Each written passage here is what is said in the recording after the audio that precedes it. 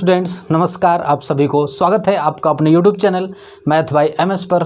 जैसा कि आप सभी लोग जानते हैं कि कल से हमने फिजिक्स स्टार्ट किया है और फिजिक्स में हम लोग चैप्टर नंबर 1 पर आवेश तथा वैद्युत क्षेत्र की तीव्रता, और उसमें हमने टॉपिक स्टार्ट किया था वैद्युत क्षेत्र।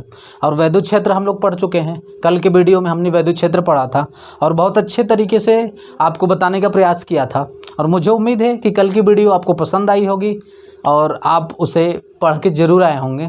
तो चलिए आज के इस वीडियो में हम कल जितना पढ़े थे उससे थोड़ा सा आगे चलेंगे और आज हम देखेंगे वैद्युत क्षेत्र की तीव्रता। वीडियो में पूरी तरीके से बने रहिए। तो देखिए, चलिए स्टार्ट करते हैं वैद्युत क्षेत्र की तीव्रता। देखिए क्या लिखा हुआ है यहाँ पर, किसी वैद्युत क्षेत्र में स्थित किसी आवेश पर कार्यरत बल तथा उस आवेश के अनुपात को वैद्युत क्षेत्र की तीव्रता कहते हैं।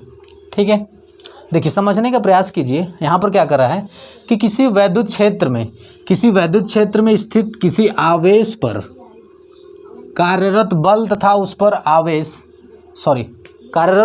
उस आवेश के अनुपात को वैद्युत क्षेत्र की तीव्रता कहते हैं। अब देखिए, मान लेते हैं कि माना किसी वैद्युत क्षेत्र में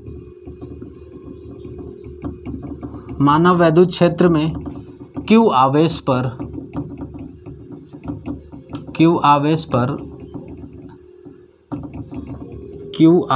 पर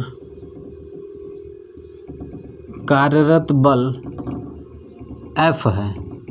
क्या है?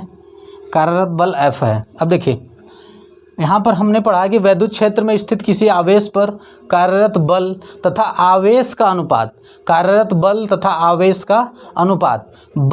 आवेश का अनुपात। देखिए बल क्या है? F है बल, अब बटा में अनुपात मतलब बटा में आवेश यानी Q क्या है ये? देखिए बल बटा में आवेश,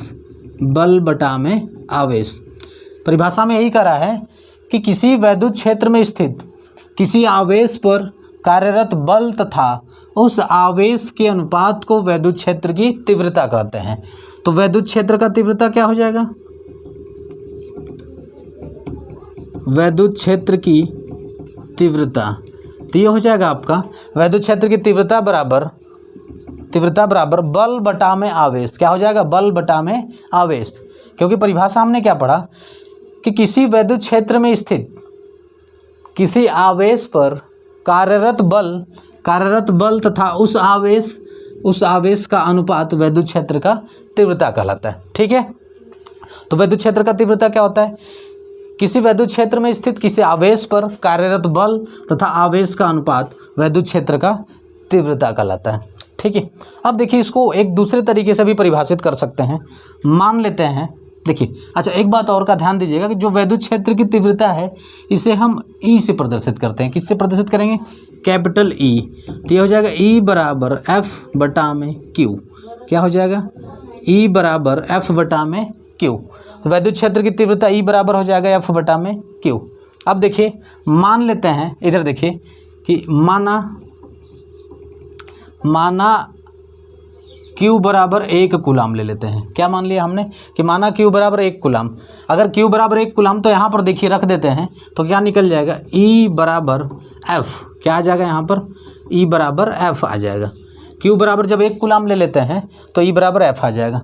अच्छा एक बात का ध्यान रखिए, जब हम 1 लेते हैं तो इसको बोलते हैं एकांक। क्या बोलेंगे? एकांक बोलेंगे। अब इसका परिभाषा कैसे बनाएंगे? इसका परिभाषा देखिए इस प्रकार से होगा कि किसी वैद्युत क्षेत्र में, देखिए यहाँ पर एकांक आवेश है तो यहाँ पर एकांक आवेश लेंगे।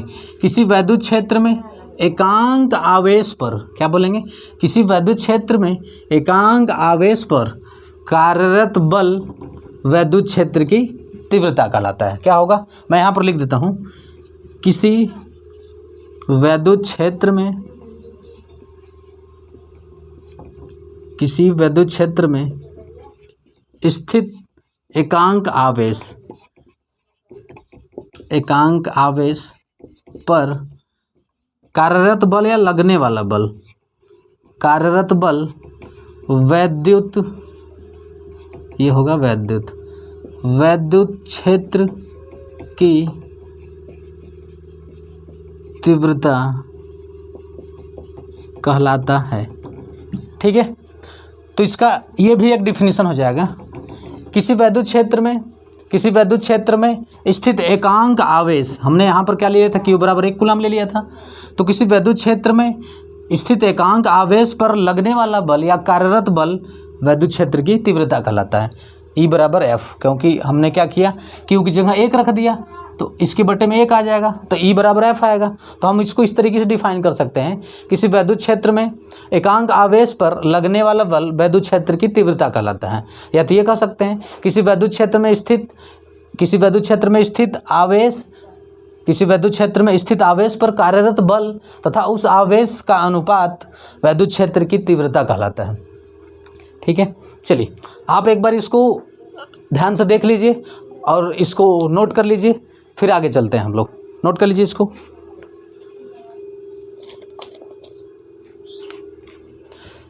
चलिए देखिए अब क्या करते हैं, अब मैं इसको इरेज करता हूं और आगे चलता हूं। चलिए देखिए,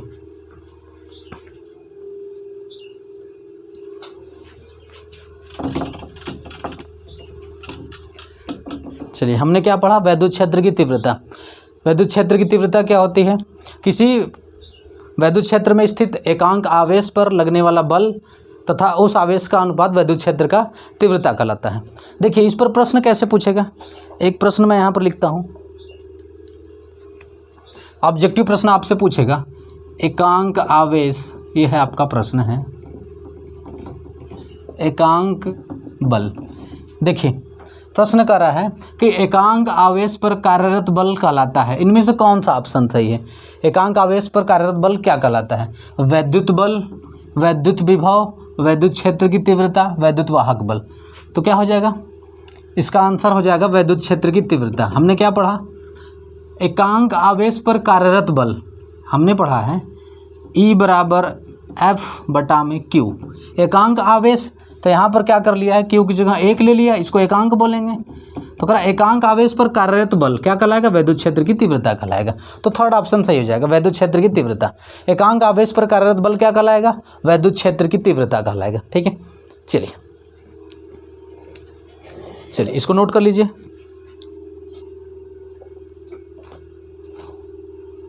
चलिए आगे चलते हैं, आगे मैं इसको इरेज कर देता हूँ। चलिए अब देखिए वैद्युत क्षेत्र की तीव्रता का मात्रक। देखिए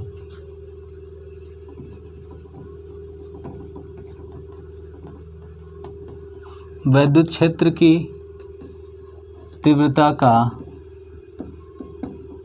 मात्रक। देखिए हमने क्या पढ़ा, वैद्युत क्षेत्र की तीव्रता को E से दिखाते हैं, E बराबर F बटा में Q, ये हमने पढ़ा, ये फार्मूला होता है। तो हमसे पूछ रहा है यहाँ पर कि वैद्युत क्षेत्र की तीव्रता का मात्रक। तो देखिए वैद्युत क्षेत्र की तीव्रता E है, तो E का मात्रक बराबर होगा F का मात्रक बटा में Q का मात्रक। देखिए अब यहाँ पर क्या होगा, E का मात्रक, F का मात्रक, F यानी बल का मात्रक, बल का मात्रक क्या होता है, न्यूटन, ये हो जाएगा आपका न्यूटन बटा में। Q का मात्रक क्या होगा, Q यानी आवेश, आवेश का मात्रक होता है कूलाम, तो ये हो जाएगा आपका न्यूटन प्रति कूलाम। क्या हो जाएगा, न्यूटन प्रति कूलाम। तो वैद्युत क्षेत्र की तीव्रता का मात्रक क्या हो जाएगा, न्यूटन प्रति कूलाम। और ध्यान रखिएगा ये है आपका SI मात्रक। क्या है ये, SI मात्रक है, SI मात्रक। वैद्युत क्षेत्र की तीव्रता का SI मात्रक क्या होता है, न्यूटन प्रति कूलाम। अब ध्यान रखिएगा इसका एक अन्य मात्रक होता है, अन्य मात्रक, एक दूसरा मात्रक होता है इसका, दूसरा मात्रक होता है वोल्ट प्रति मीटर। क्या होता है, वोल्ट प्रति मीटर। इस बात को याद रखना है आपको कि वैद्युत क्षेत्र की तीव्रता का SI मात्रक क्या होता है, न्यूटन प्रति कूलाम, और दूसरा मात्रक क्या होगा, अन्य मात्रक, यानी दूसरा मात्रक होता है वोल्ट प्रति मीटर। आपको इन दोनों को याद रखना है कि वैद्युत क्षेत्र की तीव्रता का मात्रक, वैद्युत क्षेत्र की तीव्रता का SI मात्रक क्या होगा, न्यूटन प्रति कूलाम। आप इस फार्मूले से याद रख सकते हैं, बल का मात्रक न्यूटन, अब बटा में कूलाम, आवेश का मात्रक क्या होगा, कूलाम, तो न्यूटन प्रति कूलाम हो जाएगा। और दूसरा मात्रक क्या होगा, वोल्ट प्रति कूलाम। ठीक है, चलिए ये हो गया वैद्युत क्षेत्र की तीव्रता का मात्रक। अब हम आगे देखते हैं इसका बीमा क्या होगा। ठीक है, देखिए वैद्युत क्षेत्र की तीव्रता का बीमा, हेडिंग आप डाल दीजिए बीमा। देखिए बीमा क्या होगा, अब फार्मूला क्या है, फार्मूला तो E बराबर F बटा में Q है, तो हमको निकालना है E का बीमा यानी वैद्युत क्षेत्र का बीमा। तो यहाँ पर क्या होगा, F का बीमा बटा में Q का बीमा। देखिए F का बीमा आपको पता है, F यानी बल है, तो बल का बीमा क्या होता है, बल का बीमा होता है mL/T⁻²। ये होता है बल का बीमा। अब Q यानी आवेश का बीमा क्या होता है, आवेश का बीमा होता है AT। क्या होता है, AT। ये होता है आवेश का बीमा। ठीक है, अच्छा देखिए F का बीमा, F बराबर होता है MA। M यानी द्रव्यमान, द्रव्यमान यानी किलोग्राम, इसको M से दिखाएंगे। और A यानी त्वरण है, A क्या है यहाँ पर देख लीजिए, त्वरण। त्वरण बराबर होता है मीटर प्रति सेकंड का स्क्वायर। मीटर को दिखाते हैं L से और बटा में, अब इसका बीमा सेकंड को T से, T⁻², तो इसको ऊपर आ जाएगा तो L/T⁻²। ये हो गया त्वरण का, तो ML का हो जाएगा A का हो जाएगा ML/T⁻²। तो ये देखिए ये होता है बल का बीमा। तो यहाँ पर हमने रख दिया बल का बीमा। ठीक है, बल का बीमा देख लीजिए, मैंने यहाँ पर बता दिया। बल बराबर होता है द्रव्यमान गुणित त्वरण, और द्रव्यमान को m से दिखाते हैं, और त्वरण का क्या होता है मीटर प्रति सेकंड। तो मीटर का बीमा जो होता है, बीमी सूत्र L होता है, और बटा में सेकंड का T² होगा, तो ये ऊपर चला आएगा L/T⁻² हो जाएगा। तो बल का बीमा क्या हो जाएगा, यहाँ पर रख देंगे तो ML/T⁻²। तो हमने यहाँ पर क्या कर दिया, बल का बीमा रख दिया। अब आवेश का बीमा आपको पता है, आपको पढ़ाया गया है आवेश का बीमा। देखिए मैं इसको इरेज कर देता हूँ।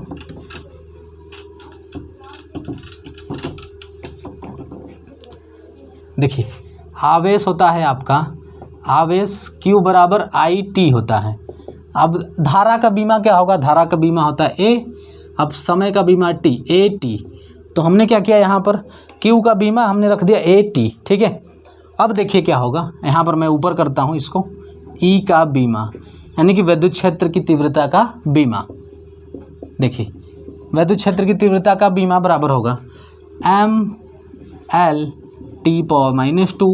और यह ऊपर चला जाएगा। देखिए A ऊपर चला जाएगा तो A⁻⁻1 हो जाएगा, T ऊपर जाएगा तो T-1 हो जाएगा, ये हो जाएगा। अब देखिए ये हो जाएगा आपका ML/T⁻² और -1 क्या हो जाएगा, -3 हो जाएगा। अब A-1 हो जाएगा, ये हो जाएगा आपका विद्युत क्षेत्र की तीव्रता का बीमा हो जाएगा। क्या हो जाएगा, ML/T⁻3 A-1, ये हो जाएगा आपका विद्युत क्षेत्र की तीव्रता का बीमा हो जाएगा। बहुत ही इंपॉर्टेंट है, आप इसको याद रखिएगा, या तो फिर जैसे फार्मूले से बताया गया इसको निकालने आना चाहिए आपको। इसको नोट कर लीजिए आप, फिर आगे चलते हैं।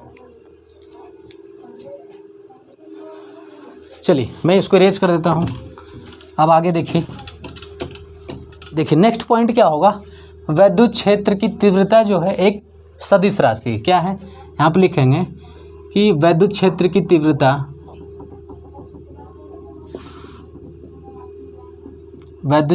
तीव्रता या विद्युत क्षेत्र एक सदिश राशि है।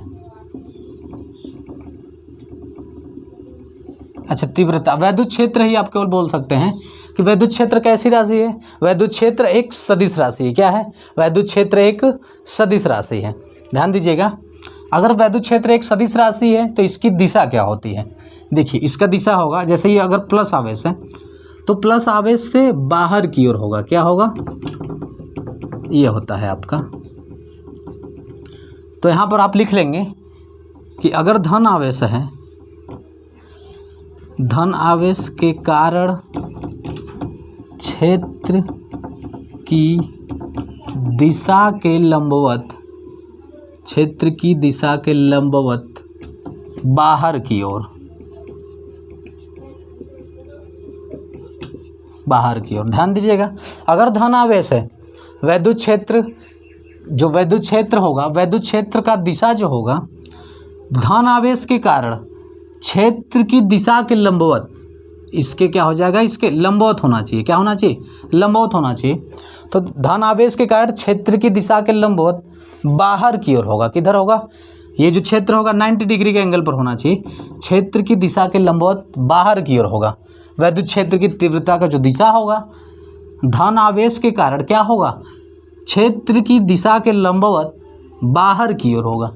ठीक है, अब देखिए अगर माइनस आवेश है तो इसमें होगा क्षेत्र की दिशा के लंबवत अंदर की ओर होगा। क्या होगा, अंदर की ओर होगा। इस प्रकार से देखिए, इस प्रकार से होगा, अंदर की ओर होगा। ठीक है, यानी कि ऋण आवेश। तो ऋण आवेश के कारण, ऋण आवेश के कारण क्षेत्र की दिशा के लंबवत, क्षेत्र की दिशा के लंबवत अंदर की ओर क्या हो जाएगा, अंदर की ओर।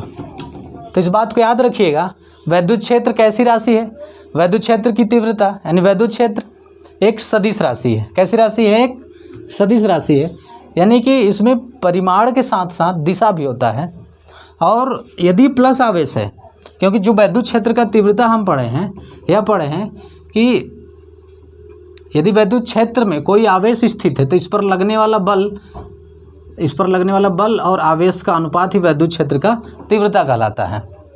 तो ये जो आवेश है, अगर ये आवेश यहाँ पर जो लिखा गया ये आवेश, अगर ये आवेश धन आवेश है, अगर ये आवेश धन आवेश है, तब क्षेत्र की तीव्रता का जो दिशा होगा धन आवेश के कारण क्षेत्र की दिशा के लंबवत बाहर की ओर होगा। किधर होगा, बाहर की ओर होगा।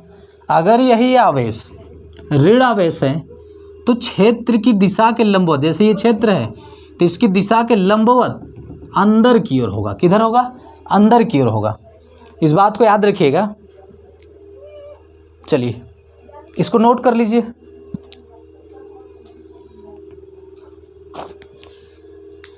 चलिए नोट कर लिया आपने।